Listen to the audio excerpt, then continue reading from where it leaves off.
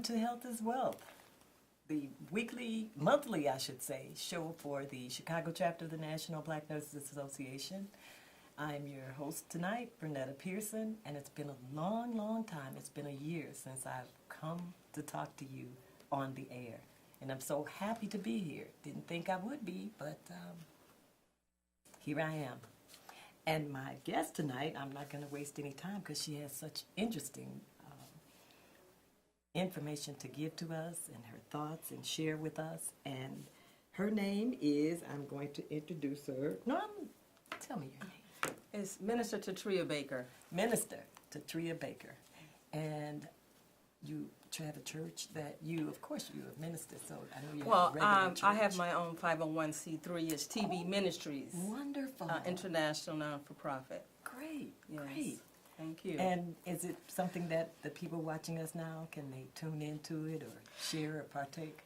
Yes, I have a prayer line that's every Friday at 6 a.m. I have a conference line, and I'm also Facebook Live, and that's TB Ministries International NFP Facebook page. Or you can call in on the conference line, which is 712-775-7000, access code 198011.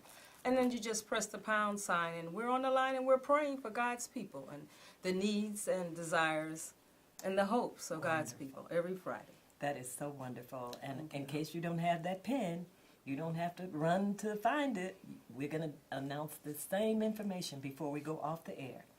So if you don't have the pen now, have it ready by the end of the show, and the minister will come back one more time and restate that information. And it's a wonderful thing. I wish I had known about it when I was up there sick for so long. I definitely would have been calling you. I needed to talk to somebody a lot of days. I will So, pray. In case you have a family, a relative, anyone that you know, a friend that's in need of prayer, sometimes I know that God answers your prayer in different ways, like the lady sitting beside me. Somebody is hearing this, and you can call that friend that's in the hospital or homesick and give them that information, and then the minister will take over from there. Yes. And that's wonderful. Tonight, we're going to discuss, there's a women's movement afoot now, and it's talking about, what did they call it? Me Too. They're on the internet, the ladies who you've seen on your TV screen who have been complaining or talking about the men who have mistreated them, who have molested them, or whatever they have done to them. I'm sure you're aware it's on every TV station that now women are stepping up and saying, Me Too. And so we're discussing and we're admitting that we're coming out of the shadows and we're not going to take it anymore. I remember a movement like that once when I'm not going to take it anymore, but I forgot what it was about then. Do you remember years ago? I'm sorry. It was some big movement, and they were saying, I'm not going to take it anymore. So now the women are saying, Me Too. And I am going to join the list of people by saying, Me Too. Oh, okay. Now, Me Too in this case, besides the purpose of it, which is the men who have mistreated the women, who have molested the women, and they're all coming up and saying, I'm going to talk about this. Okay. I'm going to nail you down, men, about this. I'm not, because we've been hiding in shame to say that there was a pastor, I believe, on the air this morning that was arrested for molesting a young lady in Well, his they church. had that on Facebook, and the mother got up in the congregation, and from what the Facebook page said, that the person, they actually were having relationships for some years. And the daughter, I guess, had told the mother, and it's been several people in the church that he has molested as well. And as women as victims, Yes. we get victimized. What happens is the police try to look at our character as if we perpetrated the issue, when really it is, you are a victim. And because of that, as you said, we get shamed. Yes. So they don't talk, they don't speak, because they don't want to go through all the victimization. Well, their character is challenged, not the perpetrator.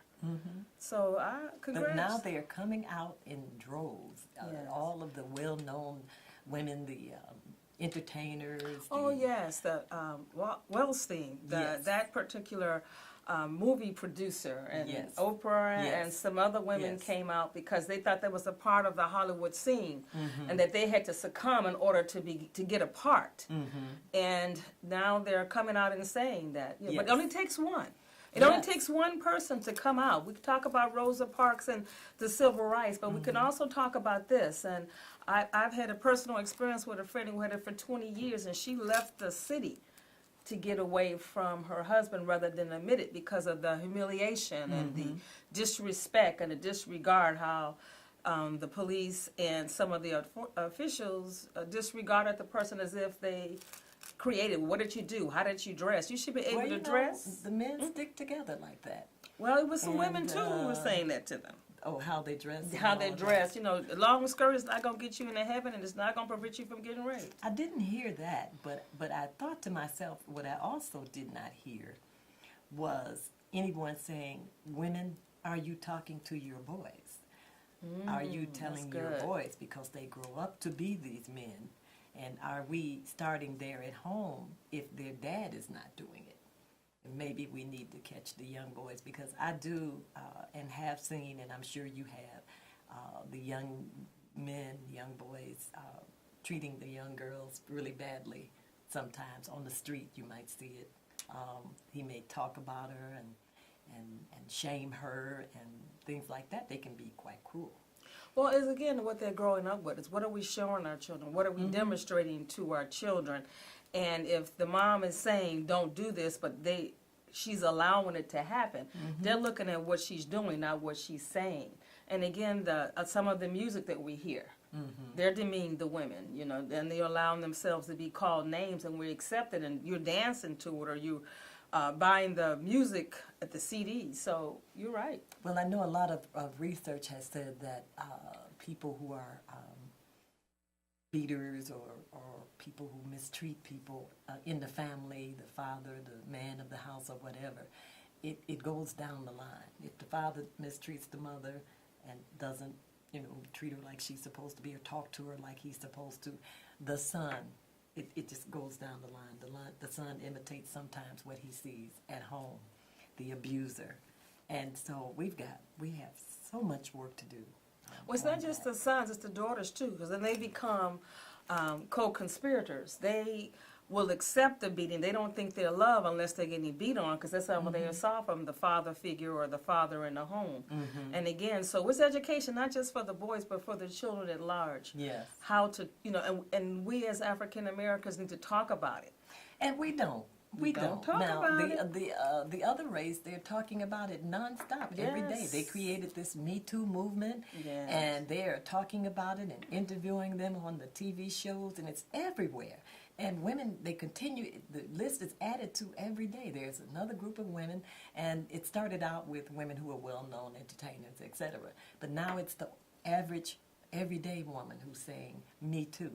And obviously these words must be powerful. Well, Me they too. are. Me too. I'm also important. I'm also valuable.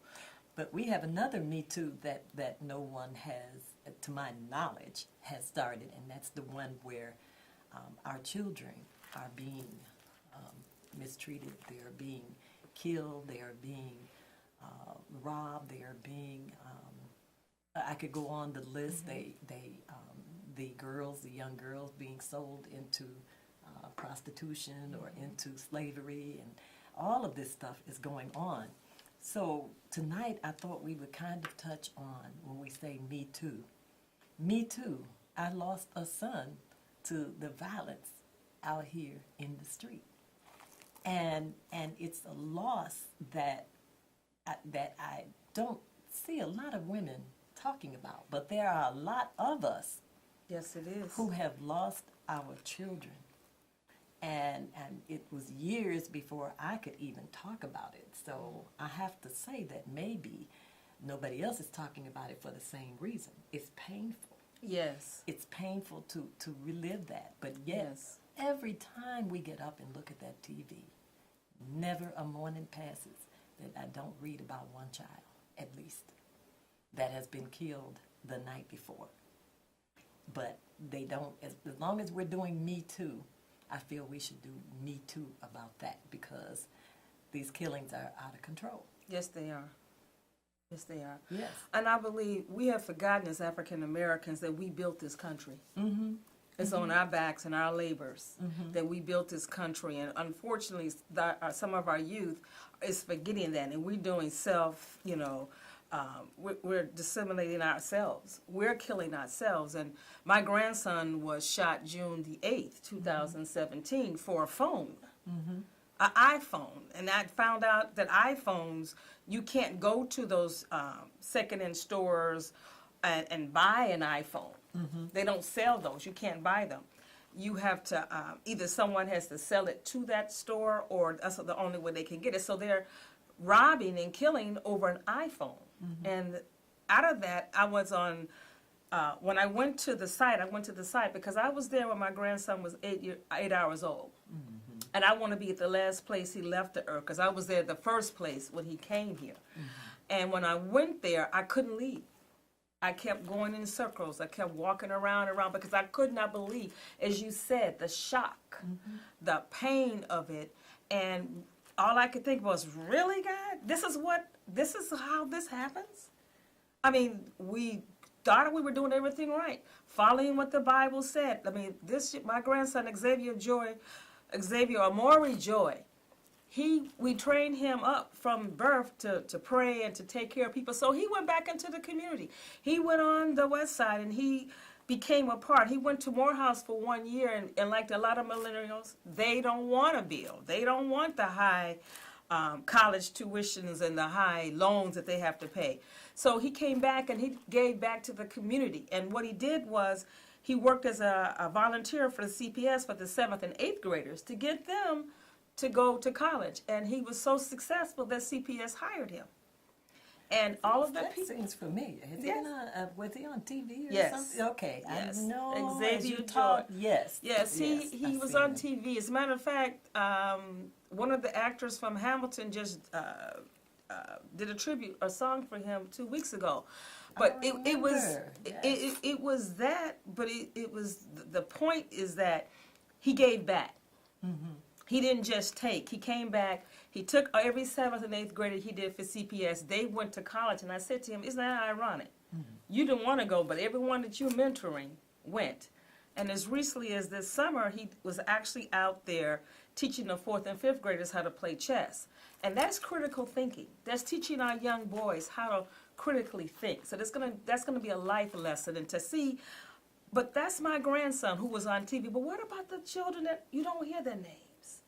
You don't know. All you know is that on the news or on Facebook or on the social media, they'll say such and such child was killed, and we don't know the story behind them. And we need to get this out there, because all our children, they're our future. They are valuable. They are me too. And you have That's it. That's how we're going to do it. We're going to the ladies are Me Tooing about the things that they're going to, and we need to add to that list and say Me Too. I've lost my child. I've lost Yes. my grandson, my granddaughter. Me Too. And I think that as we all continue to form these groups that will help us to get through this, because it's so hard to get through it. It's you close your eyes and it's there. The fact that I was a nurse helped me tremendously to be calm, and people would leave you. I mean, when this happened, they couldn't be around him, when he was dying and dead. And you feel like, okay, you have to keep your composure as a nurse, and you have to do this, that, and the other. And at the time, I was working in the emergency room, and every time a family would come in, because when you work in the ER, you're going to have that every Friday and Saturday night. yes. And the other staff did not know how to deal with it. So they would come and get me because they knew I had been through this. Would you come and talk to this family? Would you come and talk to this family? Because they're so uncomfortable. They don't know how to talk, how to reach the family, How to be a comfort them. comfort. What do you Yes. say? Because Yes. what do you say? And that's one of the things I've learned with this process with mine. I've been in ministry for 20 years. I've been a nurse for 40 years. And I worked Cook County Hospital, now Stroger, the trauma unit. So I saw the people coming in at that time with, knives stuck in their chests. And how do you deal with the families? And so out of that came my class, Really, God? Really, God, I did everything you told me to do. Really, God? You took my grandson, you allowed it to happen because God has to give permission. Not that he did it. This is evil of man and evil of Satan. So we're not going to say God is responsible because I know where my grandson is. I know where he's residing right now. He's with Jesus. But what happens, as you said, with the family? What do you do with it? It's so painful. It's not like when you take someone and they bury them. You still got to go through the trial. The family, I mean, the whole, in the It doesn't ER, stop. yeah, and I was in the ER, and I was in the ER at County, too. So you know. When I started, yeah. And it's just that the staff would just, they wouldn't go out, to comfort the family. They didn't know how. They didn't know how. What do That's you it say? is. What do you say? Oh, he's shot, and then the police has to get involved, and then the investigators got to get involved. You don't know what to say because it's really what do you do to help? So this is what my class is doing. It's October the 31st at Apostolic Church of God in room 310, and I'm dealing with the aftermath, the emotions. We need to, me too, acknowledge that we are in pain, that this is painful. Yes. This is becoming an epidemic. It's not going away.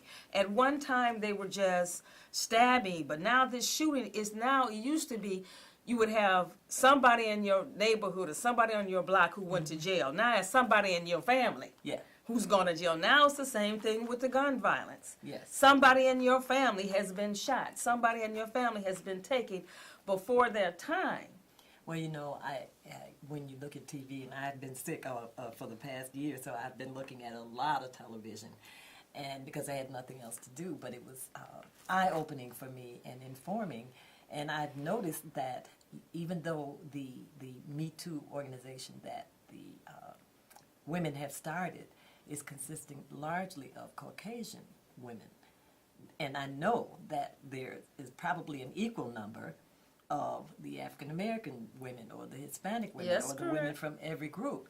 And so I don't see us out there saying anything. I don't know if we don't know how. Are we ashamed? Is it? I don't think Because it's when I was yeah. in the ER, I don't years think ago, many years ago, they would bring in the little girls that had been molested by the older men in the family, and that kind of stuff was going on too. It's And- always and gone on. Yes, but it's never been talked about in a manner. I feel very grateful for you speaking to whoever's looking tonight. Grateful that we're going to bring this out too, and say it's okay. We need to clear us up so that we can help others, and so that we can move forward, and we can be. It's just not going to be that group of Me Too. This is another group. Me Too. I lost my child.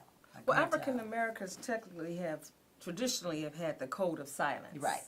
And we don't tattle. Right. And unfortunately, as my pastor, Dr. Byron Brazier, said last Sunday, if you don't say anything, then you co-sign it. Right. So No, for I like that. you're co-signing it. Okay. And I say, if you know something, say something. If you saw something, say something. Because even with the perpetrator, when they go to court and they got to have the victim has to prove that this happened. So they can have the sex kits and they can show the abuse, but then they have their onus is to prove it. And a lot of us have seen it. We've seen children being molested or yelled at or mistreated in the street, and we turn a blind eye. Well, guess what? It's going to come down your street. And if we don't say something and do something, then we won't get the care and the treatment that's needed for us as African Americans. Because African Americans usually, with the mental illness, we won't say that. Everybody know they got somebody that they couldn't go out everywhere. They had an uncle or a niece, a cousin, a brother. And again, it's this code of silence that we have to break because it's not keeping us healthy. Well, we hear people say that, but we don't know how as we're looking. And I was thinking as you were talking that perhaps our organizations can begin to tell people, because to me, a lot of our problems in that regard can be handled at the top. Some of this is permissive some of this is, Correct. our elected officials and other people at the top who may be able to do something about some of this, come up with some solutions, are silent. And it's like every morning you wake up, the television is telling you that how many of your people were shot last night. And of those who were shot, how many of those died?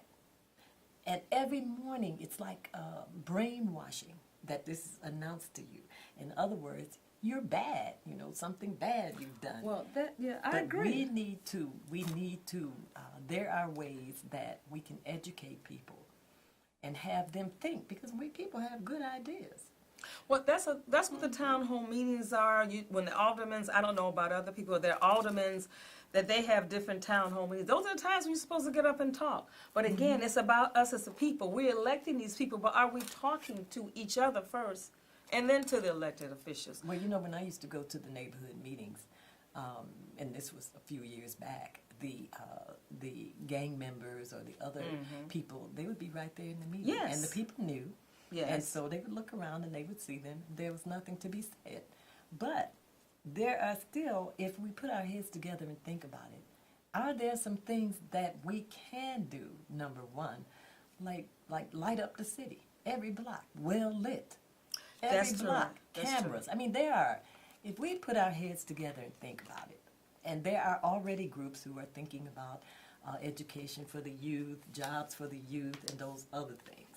Well, that not they're just doing. that, talking about the officials, there's a group called Crime Stoppers that we actually went back and we canvassed the neighborhood. I knocked on doors, I put flyers in the cars. I stopped people in the street and I talked to people because somebody saw something. Oh, yeah, but they're not going to say it because But they it- make but it- sure that they let them know when a person has been killed, like the one, the activist over there on 95th Street. Yes, yes. They put that all out there, and that's your message, like, shut up. So you really have to go around that and just say, what can we do? Now, part of the groups are finding jobs and things like that. But that's one part, but I'm saying it's Crime Stoppers. This is a group that you can go, there is, and they do give a reward for the person, but it's anonymity. You don't, no one knows that you made this, and it's an 800 number you can call. But we still have to break the code of silence. Getting this street credit doesn't matter if your loved one is gone. That's true, but if your street is well lit, number one, because they're always saying nobody's talking, nobody saw anything. Correct. But on the streets where there are businesses, there are cameras, and they always go to those cameras and get the pictures of the offenders. Where we didn't think about doing that before. So there may be some other ways that we can do things if we just, number one, first come together and say, okay, what can we do? And if you don't want to name a person or you saw something and didn't say anything, we'll get around that. We'll find some other way. And you know what? It is 5:24. And when we start talking on this program, we just get so carried away because Yes. it's so much that we have to say and not Yes. enough time to do it. But I appreciate Chicago Cable Access for giving us the opportunity to come before the public. We're going to do this again. We'll have a part 2 show if you're willing. And we'll continue to try to work on that. And in the meantime, it's Me Too. This show is brought to you by the Chicago chapter of the National Black Nurses Association. And if you know young women and men who would like to take that as a career, have them give us a call, 773-792-7222. I'll say it again, 773-792-7222. We will be back here next month, same time, on a Tuesday evening, and you be prepared to join into this conversation. We started it. We want you to jump in. We'll be right back here next month. Have a great week. And happy, what is it? This is what? October. This is Breast Cancer Awareness. And I've seen a lot of that on TV, so I know the public is being well informed about that. And so would you give some contact information for us, and we'll go on Well, off the air. my contact for this class is at Apostolic Church of God. It's in room 310. The class starts October the 31st. And I'm talking about the violence. What do you do? How does the aftermath? How do you live through this? So, What help yeah. that we can get through this? And you can call at go to my webpage, TB Ministries, intl.org, or you can go to my email, tbakerprophetess25@gmail.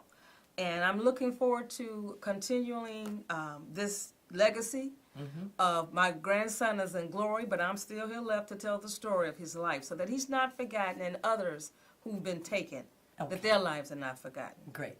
So we're going to get out of here, and we've enjoyed bringing this to you. Thank you very much for your attention. And this is not the last that you have heard of Me Too. Have a great, safe week, and we'll see you right back here 4 more weeks.